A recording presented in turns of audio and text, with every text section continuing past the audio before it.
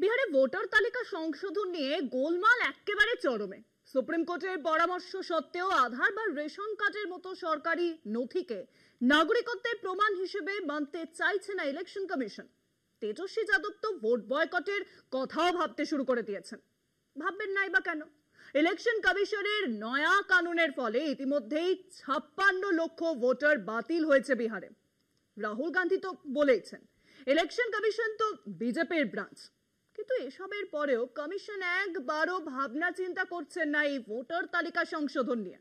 উল্টে এবার হাত বাড়াচ্ছে অন্যান্য রাজ্যগুলোর দিকেও।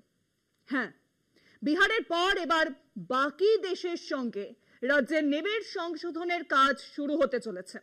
ইতিমধ্যেই চালু হয়েছে তার প্রতিশ্রুতি। 2002 সালের ভোটার তালিকা কমিশনের ওয়েবসাইটে আপলোড করা হয়েছে।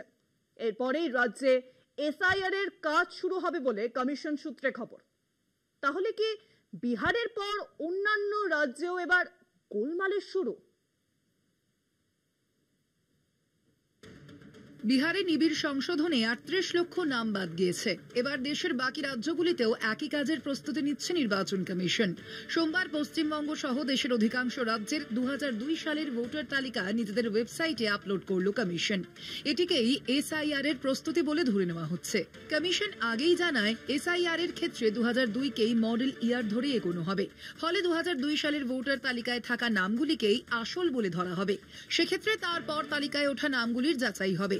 বিশেষজ্ঞদের মতে কমিশনের ওয়েবসাইটে 2002 সালের ভোটার তালিকা আপলোড করার অর্থ তারপরে ওঠা নামগুলি যাচাই করার জন্য এসআইআর চালুর প্রস্তুতি।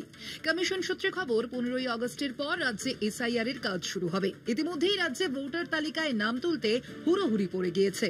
বিশেষত সীমান্ত লাগোয়া এলাকাগুলিতে আবেদন বেশি জমা পড়েছে বলে জানা গিয়েছে। এই এলাকাগুলিতে নাম তোলার ক্ষেত্রে উপযুক্ত নথি জমা না দিয়েই নাম তোলা হয়েছে বলেও খবর।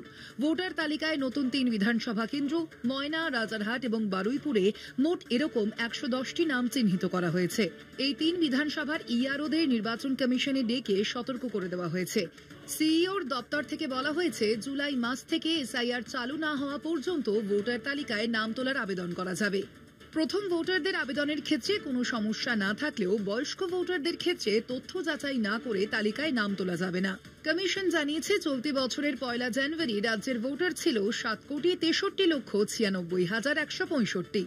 1 জুলাই প্রকাশিত ভোটার তালিকায় সেই সংখ্যা বেড়ে দাঁড়িয়েছে 7,65,03,750। এই সময় রাজ্যে 3,31,000 নাম বাদ পড়েছে, যার মধ্যে 1,40,000 ভোটার মারা গিয়েছেন। 1,77,000 ভোটার রাজ্য ছেড়ে গিয়েছেন এবং 14,272টি নাম 2 জায়গায় থাকায় বাদ পড়েছে। কলকাতা টিভি।